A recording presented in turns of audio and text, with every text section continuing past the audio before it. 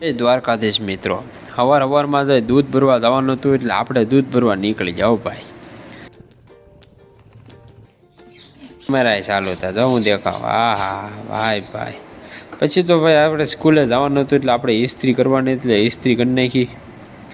પછી ફ્રેશ થઈને કપડાં પહેરીને આપણે પછી વયા ગયા નાસ્તો કરવા, ભાખરી ખાવા. ભાઈ ગરમા ગરમ ભાખરી ખાવાની કંઈ મજા આવે યાર. પછી ભાઈ ભાખરી ખાઈને આપણે નીકળી જાય સ્કૂલ બાજુ. આ સ્કૂલ કઈ છે જરીક કોમેન્ટમાં કહી દેજો ને યાર. પછી તો આપણા ટેબલ ખાલી હતું એટલે પછી મેં ભર્યું કરી નાખ્યું. ચોપડી ખોલીને લાગે ને કે વાંચે છે એમ.